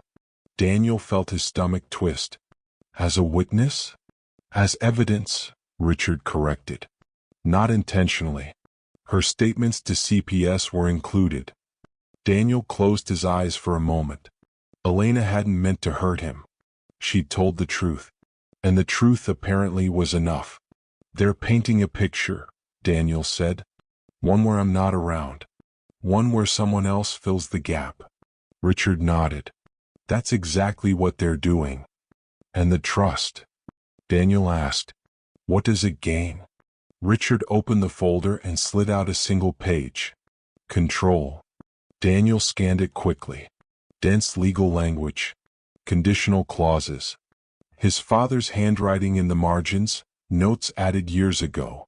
If the primary guardian is deemed unfit, Daniel read aloud, the trustee may assume temporary custodial authority until a court-appointed resolution. He looked up. This is insane. It's effective, Richard said quietly. Daniel folded the paper. And my former partner just happens to reappear, deliver my son to a hospital, and raise concerns at the exact right time. Richard didn't respond. He didn't need to. They're using her, Daniel said. And she's letting them. Or she thinks she's protecting the children, Richard said. Daniel let out a bitter laugh. By handing them over to strangers with money? People convince themselves of many things, Richard said. Daniel paced the small room. What do I do? First, Richard said, you stop reacting. Second, you document everything. Your schedule. Your involvement. Your home. Daniel thought of Elena again. Of the way his children leaned toward her without thinking. And third? Daniel asked. Richard hesitated. You prepare for the possibility that the court will want immediate changes. Like what? Daniel asked. Increased supervision, Richard said. Temporary guardianship reviews. In extreme cases, relocation. Daniel stopped pacing. Relocation where? Richard met his eyes. A trustee-approved residence. Daniel's chest tightened. They'd take them out of my house. If the petition succeeds, Richard said, yes. Silence stretched between them. Daniel's phone vibrated again. This time it wasn't the unknown number. It was Elena. Daniel stared at the screen for a long second, then answered. Elena? Her voice came through low and urgent. Sir, I'm sorry to call you like this. What's wrong? Daniel asked. I didn't know, she said quickly. I swear I didn't know what my words would do. Daniel leaned against the wall. Elena, slow down. They came to the house, she said. Daniel's heart lurched. Who did? 2 men, Elena said. They said they were from the trust. They asked to see the children. Cold spread through Daniel's body. I told them the children were at the hospital, Elena continued. They asked questions. About routines. About who takes care of them when you're gone. Daniel closed his eyes. Did you let them inside? Yes, Elena whispered. I thought I had to. Daniel's grip tightened on the phone. Did they take anything? Elena hesitated. They went into your office. Daniel's blood ran cold. There's more, Elena said. Her voice shook. One of them knew my name. And he said something before they left. Daniel's pulse pounded in his ears. What did he say? Elena swallowed. He said, thank you for raising them. You've done your part. The line went quiet. Daniel stared at the wall, heart hammering. Because the fight wasn't coming. It had already walked into his house. Daniel left the hospital without realizing he was moving. The decision formed somewhere beneath thought, beneath fear. His body just knew. If strangers had walked into his home and touched his office, then whatever safety he believed he had was already gone. He drove too fast, knuckles white on the steering wheel, the city lights blurring into long streaks of color. Every red light felt like a personal insult. Every second away from the house felt like a mistake he couldn't afford. His phone buzzed once more. He ignored it. When he pulled into the driveway, the house looked the same. Lights on. Curtains drawn. Peaceful in a way that now felt dishonest. Elena opened the door before he rang the bell. I'm so sorry, she said immediately. Her eyes were red, her hands shaking. They showed badges. They spoke like lawyers. I didn't know I could say no. Daniel stepped inside and closed the door behind him. You did nothing wrong, he said, though his voice was tight. Tell me everything. They came just after sunset, Elena said. They were calm, polite. They asked if the children were home. When I said no, they asked if they could wait. Did you let them? Daniel asked. No, Elena said. I said I didn't think that was appropriate. That's when they asked about you. Daniel's jaw tightened. What about me? They asked how often you're home, Elena said. Who makes dinner? Who checks homework? Who the children go to when they're scared? Daniel closed his eyes. Each question was a brick being carefully placed. They didn't rush, Elena continued. They weren't threatening. That was the worst part. It felt prepared. Daniel walked toward his office. The door was open. Inside, the room looked untouched at first glance. Desk neat. Shelves orderly. Laptop still locked. But Daniel felt it immediately. Something was off. They didn't take anything, Elena said, following him. I watched. They didn't need to, Daniel replied. He went to the filing cabinet and opened the bottom drawer. The folder with his father's trust documents was still there. So was the old leather binder. But when he pulled it out, the weight was wrong. He flipped it open. Several tabs were missing. Not ripped out. Cleanly removed. They knew exactly what they wanted, Daniel murmured. Elena covered her mouth. Oh God. They weren't searching, Daniel said. They were collecting. He set the binder down slowly. His phone vibrated again. This time he looked. A known number. He stepped away from Elena and answered. Yes, he said. You're late, a man's voice said. Smooth. Confident. Older. Who is this? Daniel asked. You can call me Mr. Kendrick, the voice replied. We've met. You just don't remember. Daniel felt something dark and familiar settle in his chest. You're not supposed to be involved anymore. A soft chuckle.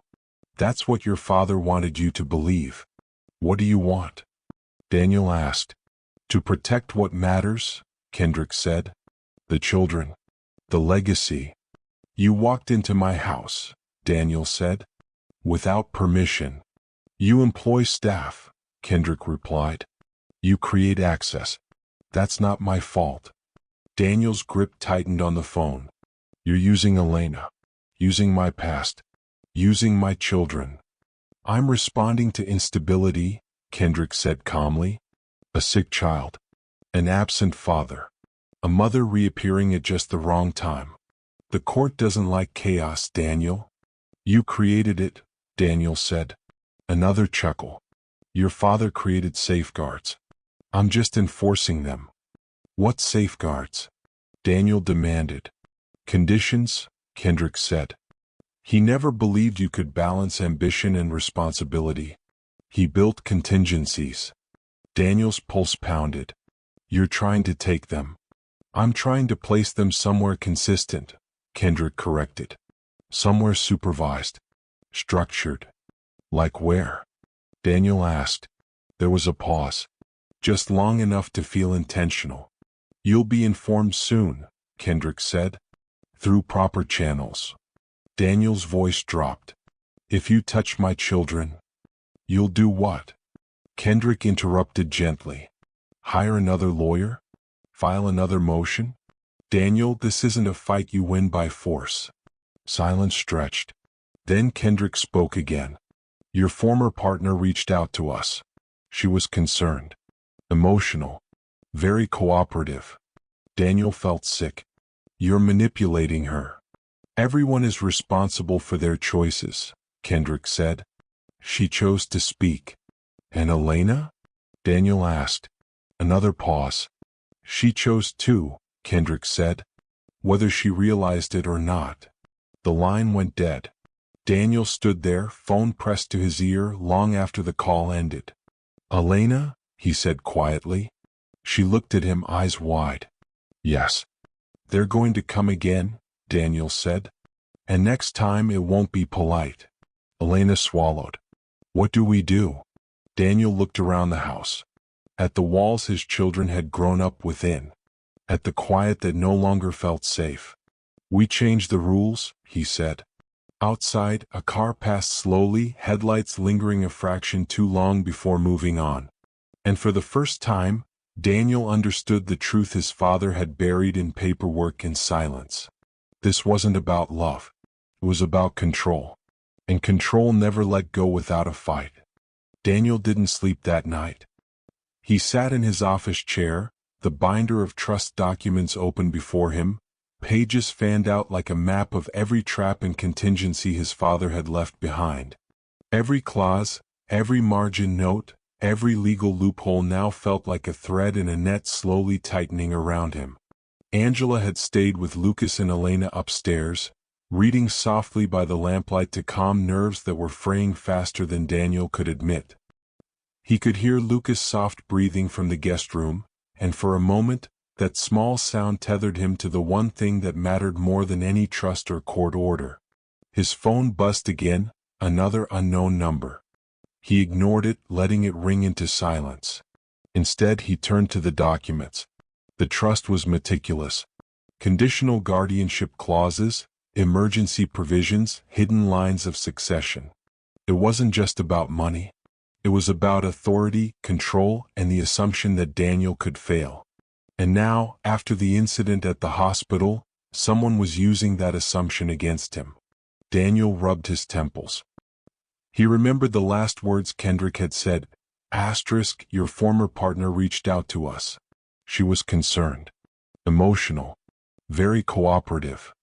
*. He thought of Elena, and how fiercely she had protected his children before she had even realized the magnitude of what was happening.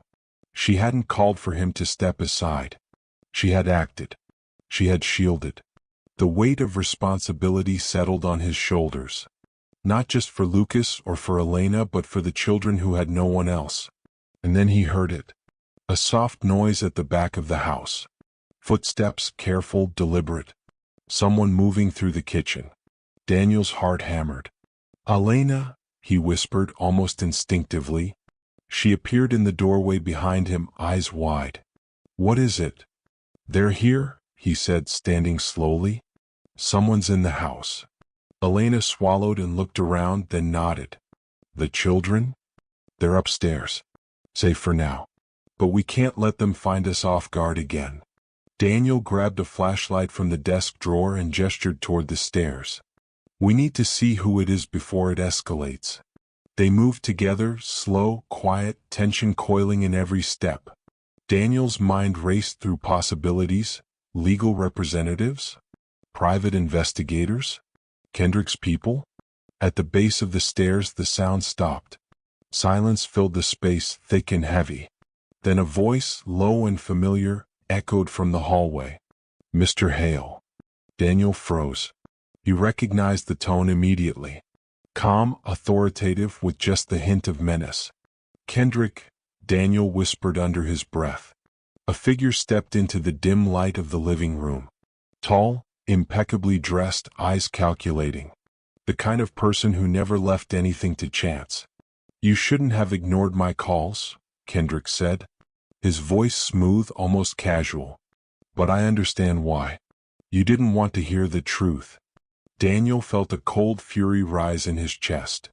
"What are you doing here?" "Making sure everyone is where they're supposed to be," Kendrick said. "Your children. Your former partner. And now you." Elena shifted beside him, ready to step forward. Daniel placed a hand on her arm. "Let me," he said. Kendrick's lips curved into a thin smile. "Brave. I like that." Daniel's mind raced. The stakes were higher than ever. They had already infiltrated the hospital. They had manipulated his past, used his former partner, and now they were here in his house. "You will comply with the trust conditions," Kendrick said, "or you will find yourself in court. Alone." Daniel squared his shoulders. "You've underestimated me before. Don't make that mistake again." Kendrick's eyes flicked to Elena, then to the stairs. "The children are fine. For now. But every action has consequences, Mr. Hale." With that, he turned sharply and walked toward the door. Daniel followed him with his gaze as he left, the soft click of the lock echoing in the house like a verdict. Elena exhaled slowly. "He's gone, for now." Daniel looked around at the quiet, the shadows, the house that no longer felt like his own. "For now," he repeated, voice low, tense. But deep inside he knew this was far from over. Someone was testing him, watching him, waiting. And the next move wouldn't be a warning, would be a strike. Daniel's hand clenched the edge of the desk. "We need a plan," he said. Elena nodded. "And we need allies." Daniel's jaw tightened. "Yes. But first, we need to make sure they never get near the children again." A sudden creak upstairs reminded him of what was truly at stake. Because whoever had just been in the house could return at any moment. And when they did, it wouldn't be polite. It would be war. Morning came without relief. Daniel stood at the kitchen window, coffee untouched, watching dawn pull the darkness off the lawn inch by inch. Every sound felt amplified. The hum of the refrigerator. The soft tick of the wall clock. The upstairs creak of the house settling or pretending to. He hadn't told the children about Kendrick being there. Not yet. Fear, once spoken, had a way of multiplying. Elena moved quietly behind him, packing lunches out of habit even though school was now very much an open question. "You should sleep," she said softly. "I can't," Daniel replied. "If I close my eyes, I miss something." Elena didn't argue. She'd stopped trying an hour ago. Angela came down the stairs carrying Luca's hoodie, her face tight with worry. He woke up asking if he still has to go to school today. Daniel turned. "What did you tell him?" "That he's staying home," Angela said. "That we all are." Daniel nodded. That was the right answer. His phone buzzed on the counter. Not unknown this time. Richard Cole. Daniel answered immediately. "Talk to me." "I was hoping you'd say that," Richard said. His voice was brisk, alert. "I just got copies of the filings." Kendrick moved faster than expected. "How fast?" Daniel asked. "There's an emergency hearing request," Richard said. 48 hours. Maybe less." Daniel's chest tightened. "On what grounds?" "Changed circumstances," Richard said.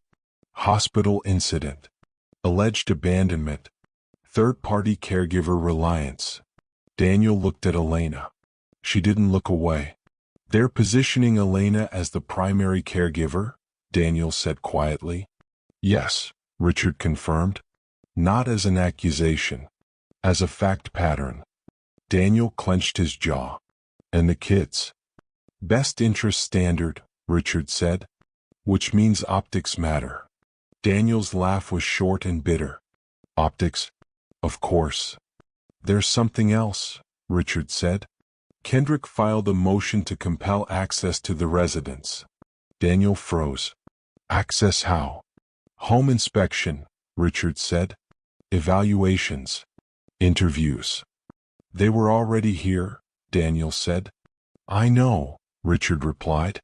That's not on the record yet. Daniel ran a hand through his hair. What do you need from me? Proof, Richard said. Not money. Not intent. Proof of presence. Consistency. Decision-making. Daniel looked around the kitchen. The table with 4 chairs. The wall calendar untouched for weeks. The quiet evidence of absence. I don't have time to manufacture a perfect life, Daniel said. Then don't, Richard replied. Show the real one. But do it deliberately. The call ended. Daniel leaned against the counter, suddenly exhausted. 48 hours. Maybe less. That was how long he had to prove he was more than a provider who came home too late. Elena, he said. She looked up wary. Yes. They're going to ask you questions, Daniel said. Hard ones. She nodded. I know. You don't owe me anything, he continued. If telling the truth puts you at risk. Elena interrupted gently. The truth is the only thing I have. Daniel met her eyes. Something shifted there. Not loyalty. Not obligation. Trust. Angela cleared her throat. There's another problem. Daniel turned. What now? She held up her phone. The kids' school called. CPS requested records. Attendance. Pickup history. Daniel closed his eyes. Of course they did. And, Angela added carefully, Lucas' mother called me. Daniel's head snapped up. What did she want? She said she was worried, Angela said. She asked if the kids were safe. Daniel's voice dropped. Did you answer? I told her to speak to your lawyer, Angela said. She didn't like that. Silence settled.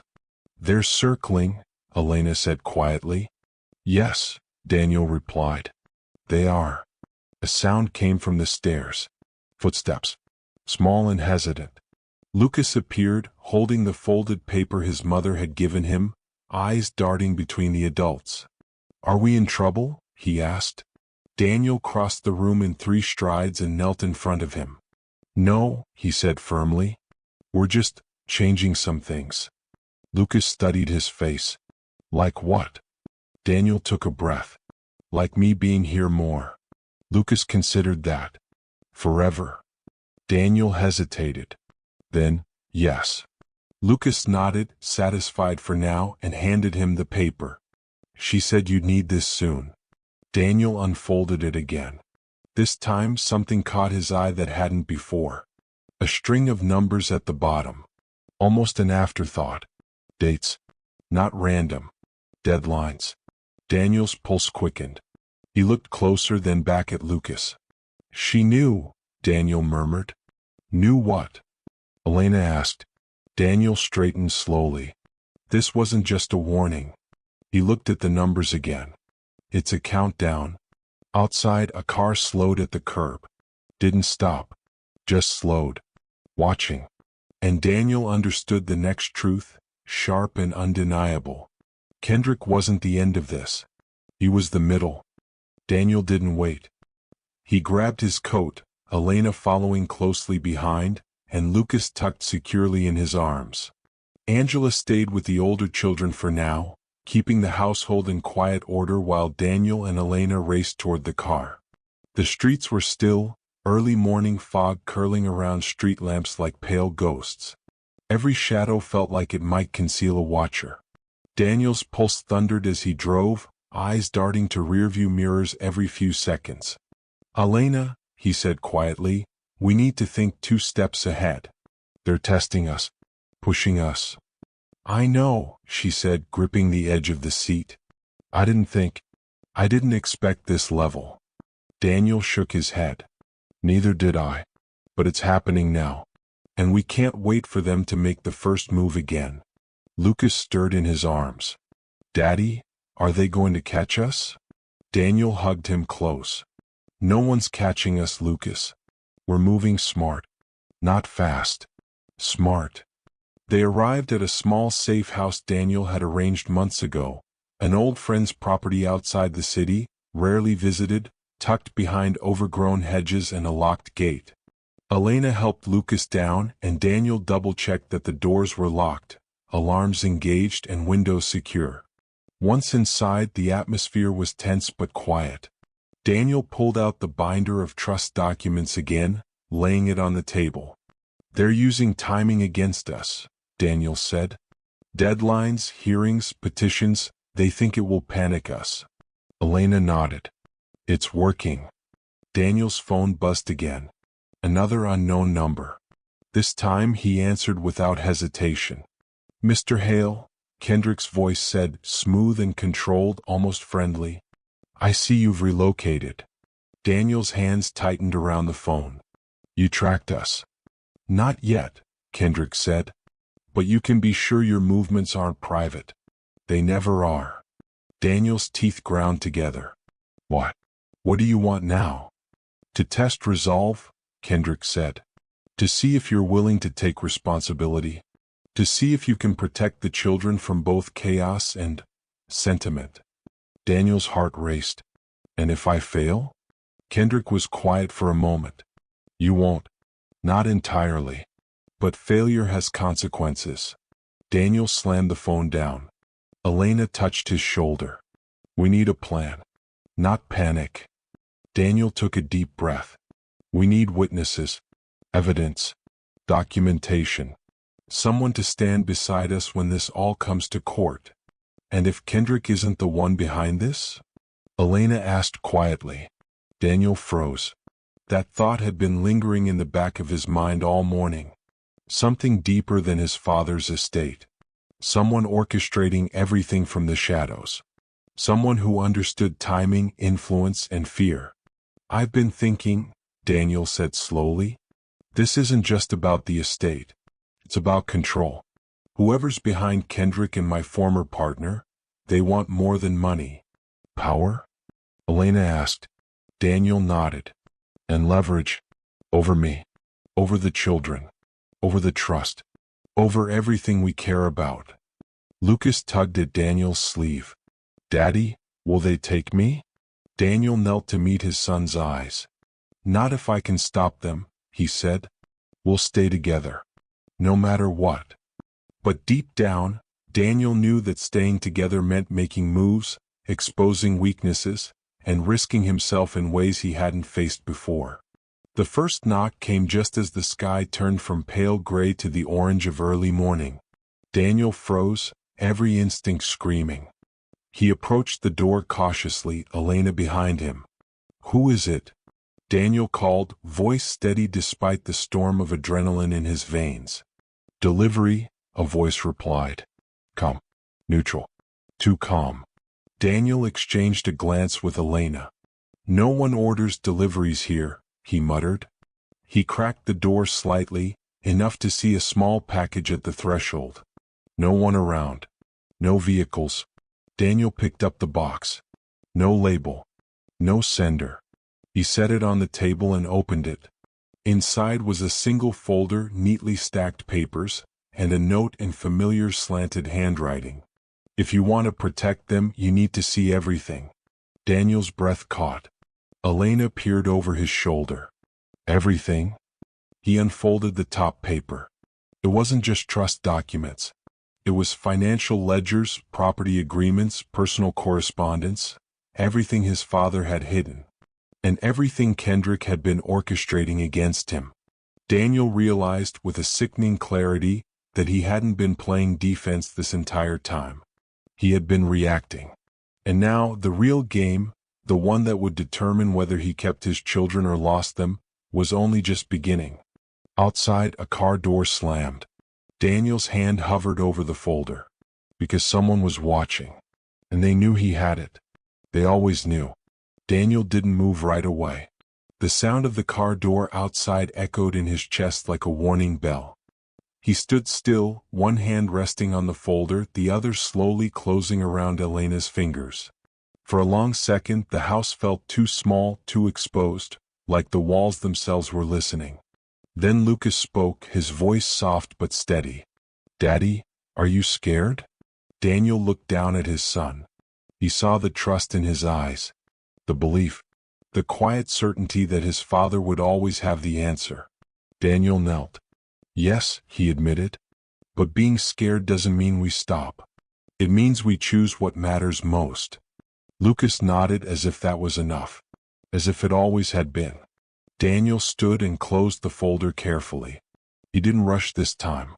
For the first time since everything began, he wasn't reacting. He was deciding. "Elena," he said calmly, "call Angela. Tell her to bring the kids here. Quietly. And call the lawyer, my lawyer. The one I trusted before my father got sick." Elena searched his face. "Are you sure?" Daniel nodded. "This ends today. Not with fear. With truth." Minutes later, Daniel stepped outside. The fog had thinned, revealing a black sedan parked at the edge of the property. The engine was still warm. Whoever had been there was already gone. But they had left something behind. Daniel noticed the tire tracks. Fresh. Careless. A mistake. Back inside, he laid the documents out on the table, sorting them with a precision that surprised even him. The picture became clearer with every page. His father hadn't been hiding money. He had been hiding people. Shell companies tied to Kendrick. Offshore accounts controlled by Daniel's former business partner.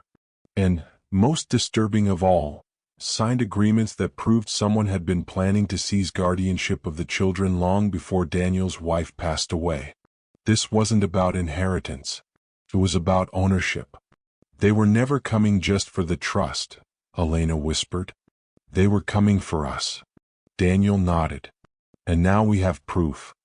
The sound of another car pulled into the driveway, this time familiar. Angela stepped out with the older children, her face pale but determined. "Daniel," she said, "police cruisers just passed us on the highway." Daniel exhaled slowly. "Good." "What?" "They won't be coming for us," Daniel said. "They'll be coming for Kendrick." By noon the lawyer arrived. By afternoon, affidavits were signed, evidence copied, and sealed packages prepared for court, for the authorities, and for the press if it came to that. Daniel didn't enjoy the exposure. But he understood something now that his father had learned too late. Secrets don't protect families. Light does. When Kendrick finally called again, Daniel answered calmly. "You shouldn't have sent the folder," Daniel said. There was silence on the other end. Real silence this time. "You think you've won?" Kendrick replied carefully. "No," Daniel said. "I think you've lost control." By nightfall, everything unraveled fast. Arrests, injunctions, emergency hearings. The threats stopped, not because fear disappeared but because it changed sides. That evening, the children sat together on the living room floor, blankets wrapped around them, eating pizza from a shared box. There was laughter, hesitant at first, then real. Elena leaned against Daniel's shoulder. "It's over," she whispered. Daniel watched Lucas laugh as Angela tickled him, watched the older kids argue playfully over the last slice. "It's not over," Daniel said softly. "But it's ours again." Later that night, when the house was quiet, Daniel stepped into the children's room. He adjusted blankets, smoothed hair, paused at each bed a little longer than necessary.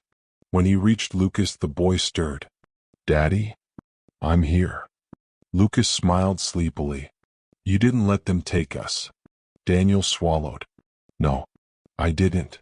As he turned off the light, Daniel understood something deeply, painfully, beautifully true. Power didn't come from money. Protection didn't come from secrecy. And family wasn't something you inherited. It was something you fought for. Outside, the city moved on, unaware of the quiet war that had ended inside one family's walls. Inside, Daniel finally allowed himself to sit down, breathe, and rest, knowing that no matter what tomorrow brought, he had chosen courage over fear. And that choice had changed everything.